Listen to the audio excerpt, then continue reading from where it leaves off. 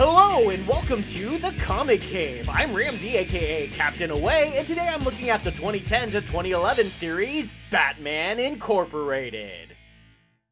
It all started with Final Crisis. Well, arguably it all started with Grant Morrison taking the reins on Batman and so effectively leading his story for the next several years, but I'm not going to talk about Morrison's entire run on Batman right now. So instead, we're starting at Final Crisis. Because as you can tell from the rather spoiler-heavy cover of the collected edition, Batman dies when he's shot by some of Darkseid's Omega beams. And no, I don't know why that's what the image looks like. It could have looked like anything, and they went with Adam West vaguely tripping.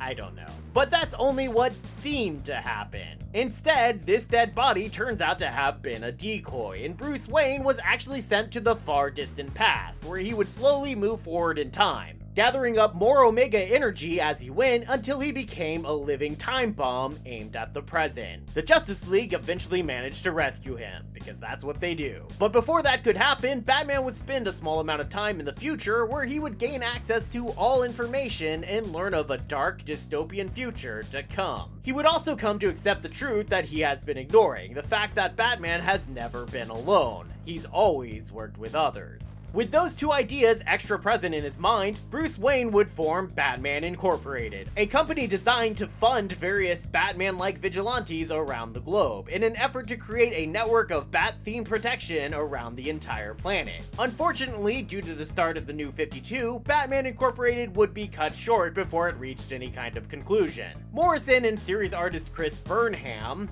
that's definitely how you pronounce his name. I'm sure it's not Burnham. That would be dumb.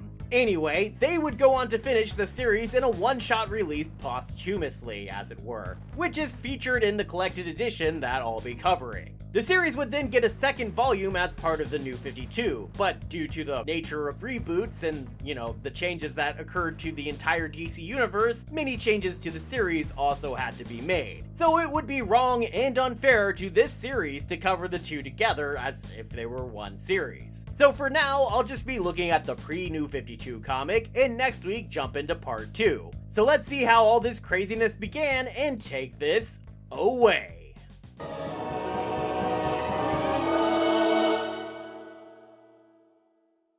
The comic opens on a little light murder.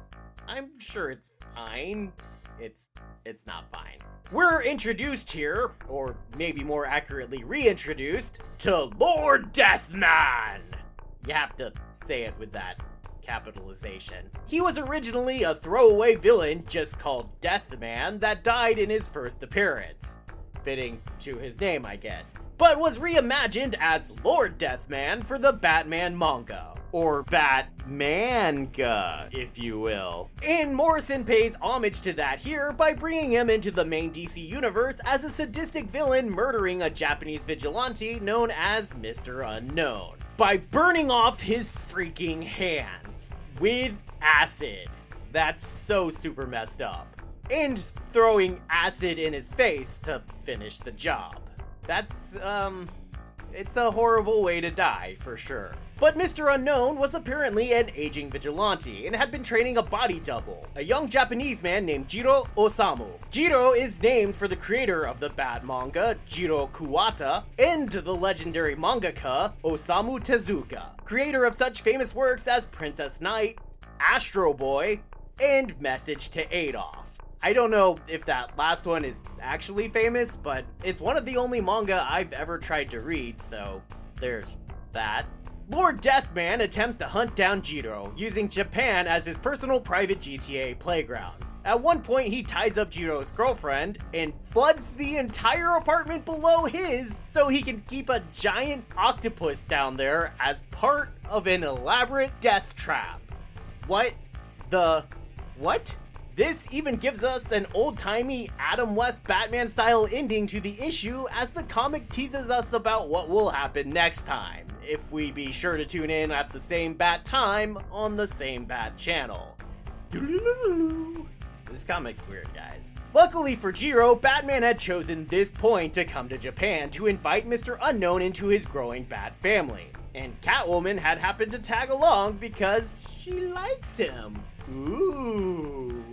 Also to steal some jewels, but that part doesn't end up working out, of course. Anticipating the attack, Jiro had actually tried to shoot Lord Deathman, dead, something Batman does not at all like, being the anti-Second Amendment type that he is. But this version of Lord Deathman literally cannot die, so even though the bullets did their job, LDM rises from the morgue table and goes back to killing. So despite Batman's misgivings of Jiro, they still work together to try and stop Lord Deathman, which they eventually do by throwing him off a building, running him over with an ambulance, stuffing him in a safe, and launching him into space. What? During the process, Mr. Unknown also quote-unquote dies, as Jiro's identity had been a little too exposed, and this allows him to restart his career as Batman Japan. So with that, Batman is off to Argentina for his next recruit to give us one of the greatest moments in all of comic book history. This shot right here. I love this image so much. This is the Argentinian Batman El Gaucho, which basically just means cowboy, even if he looks more like a Hispanic Lobo, which that would just kinda be regular Lobo, I guess? This guy should be called Lobo. Who's that other bloke?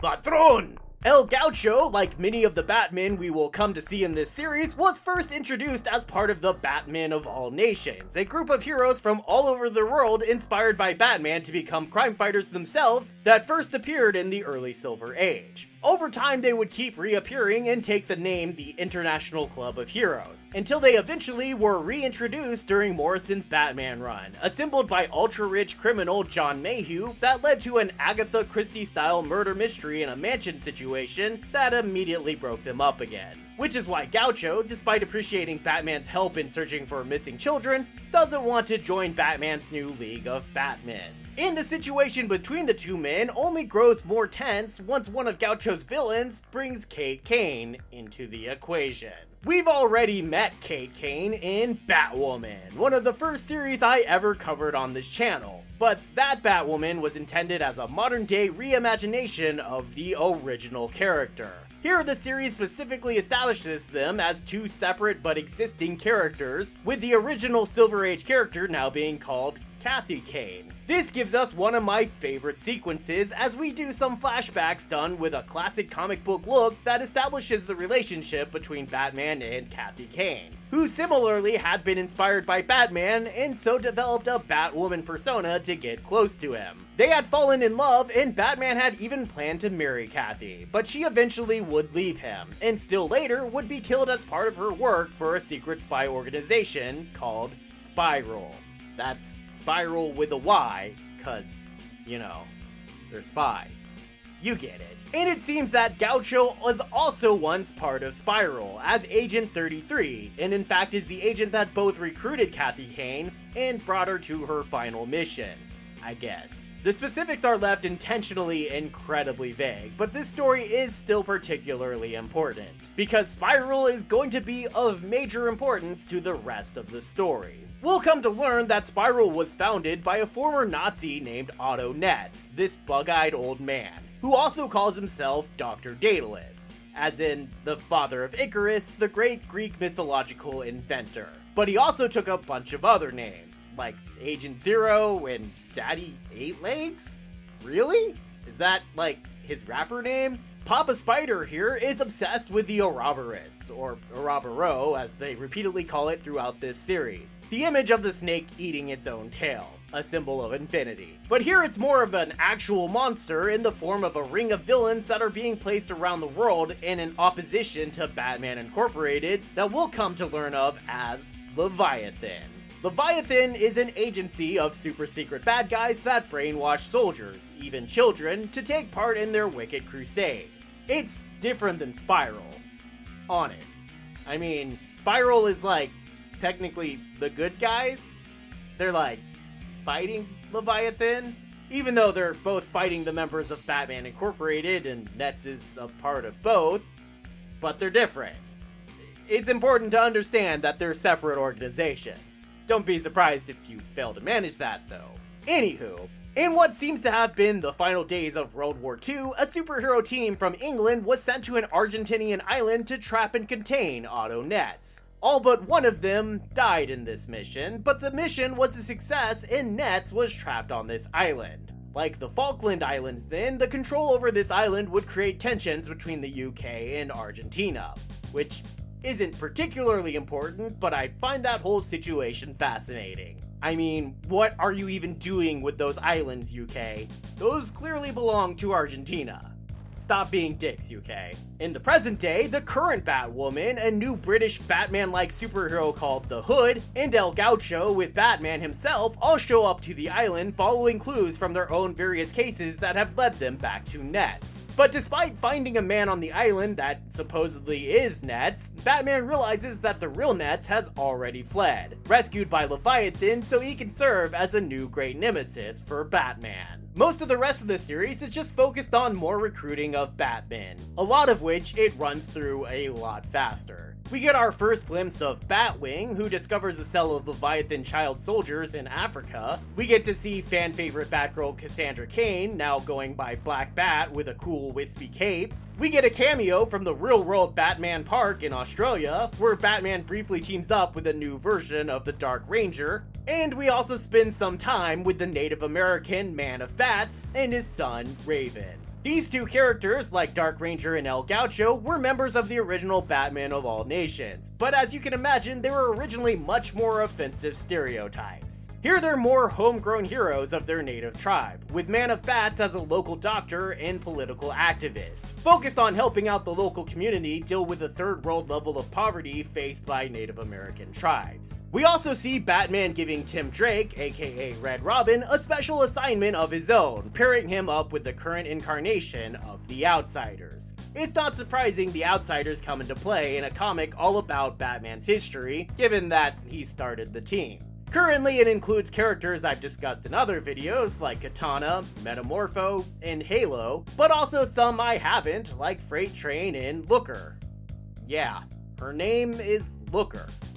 Look, I didn't name her. What that special assignment exactly is, we never actually see in this series, but it's still important for reasons, so I'm mentioning it. We do know that it has something to do specifically with Leviathan, as we see Batman talking to this group and more, like Huntress, Oracle, and the Stephanie Brown Batgirl, about the danger that Leviathan poses. We also see Bruce Wayne officially announce Batman Incorporated to the world, as Wayne Industries will be funding it, followed immediately by Batman posting misinformation all over the internet to further obscure people's attempts to learn Batman's true identity. I mostly point this scene out because I think it really highlights just why I'm not a big fan of Chris Burnham's art. I mean, Jesus Christ, could he have possibly made Batman more creepy looking? I mean, look at him. That is the creepiest image I feel like I've ever seen. It's so creepy.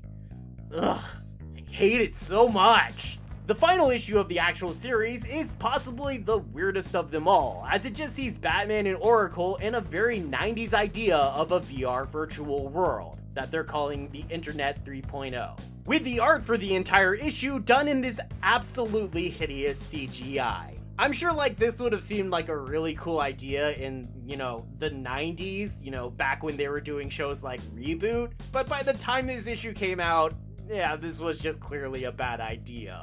Why would you do this? As I mentioned in the intro, the series would be ended by the start of the New 52, but you'll notice that there was no conclusion so far to the story. To finish things out, what would have been issue 9 and a concluding issue were put together in a one-shot called Batman Incorporated, Leviathan Strikes, that came out post New 52. The first story in this one-shot follows Stephanie Brown as she goes undercover at a private school called St. Hadrian's Finishing School for Girls. The school actually trains the girls to be highly effective assassins, and in this series will prove to be a front for Leviathan. We'll see much more of the school in Grayson, where it will instead be a front for Spiral.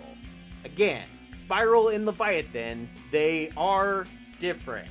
I promise. It might be my favorite story of the whole series though, as it's fun getting to see Steph attempting to fit in around all these murderous women. And there's a brief appearance from the son of Professor Pig. And I don't know, maybe nobody else is excited about that, but I enjoy it. The second story sees Bruce Wayne Batman, Dick Grayson Batman, Red Robin, and Damian Wayne all trapped on a boat that Dr. Dedalus has converted into a death trap maze. Each doorway seems to lead Batman into a different version of the same room, while he suffers from a gas that affects his memory and perceptions, causing him to experience the same event over and over again until he's finally betrayed by El Gaucho. Gaucho is still Agent 33 of Spiral after all, and Nets is still in charge of Spiral.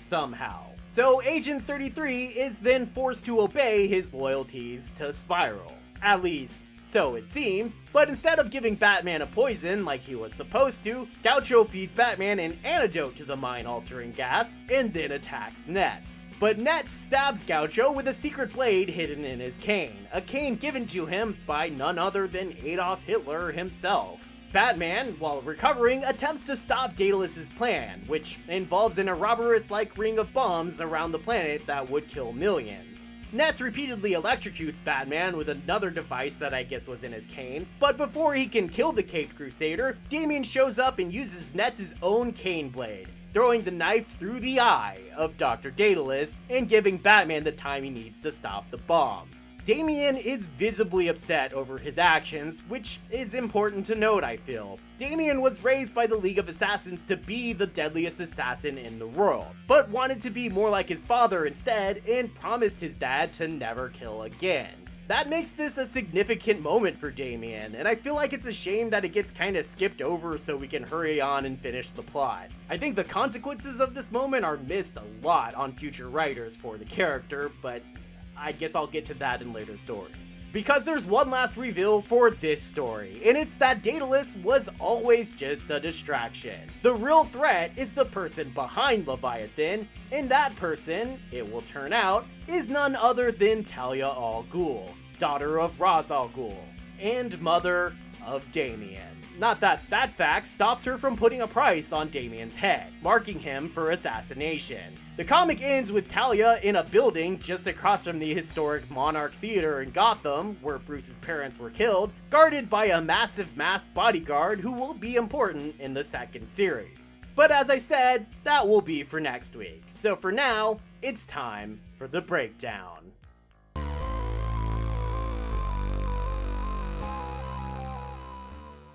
When I first read this series, I thought it was pretty crazy. Now I know that it's actually fairly tame for a Grant Morrison comic, even for a Morrison Batman comic. I think Morrison just can't help themselves from dipping into trippy, psychedelic concepts and jumping around time and location constantly so that the plot can be almost impossible to follow. Morrison comics just tend to leave my brain hurting more than they leave me feeling that that comic was all that worth reading. They also put what I feel are way too many references to really old and really obscure Batman comics. Not that references themselves are bad, but it feels like Morrison is writing the story in a way so that if you don't know all these references, then you simply won't be able to follow along. And Chris Burnham's art doesn't make me feel a lot better about the comic. I feel like all of his characters look like they're made out of clay that is breaking apart or sagging out of the shape it was molded into. And again, there's this image, which shall forever haunt my nightmares. But I have to add that whatever my complaints, I actually really like this series. Certainly, I greatly enjoy the concept of a Spider-Verse-like mashup of Batman characters going around the world solving problems. And I think the Man of Bat story and the St. Hadrian story are great examples of how fun and interesting that concept could have been. So despite whatever misgivings I may have, I'm giving this series a recommendation level of high. It's a unique enough, and honestly good enough comic that I still think it's worth checking out, especially if you're wanting to read New 52 Batman comics. The collected edition gets 1. Batman logo, which is obviously a good thing. Duh. The collected edition contains all 8 issues of the series, the Leviathan Strikes special, and a ton of bonus sketches that are notated with helpful background info from Morrison. It's enough to make Batman smile. Just like this. Thanks everybody for watching. As I said, I'll be getting to the New 52 Batman Incorporated series next, and there's still plenty more New 52 Batman to come this year. Though I will also be covering some Spider-Man comics in September and horror comics in October like I always do, including returning to Marvel Zombies, that I know some of you have just gotta be waiting for. So if you enjoyed this episode, or you're looking forward to that, or you just want to join the Bat Team, then be sure to hit that like and subscribe and all that stuff so you can be sure to be here next time, and I hope to see you then, right here, in the Comic Cave.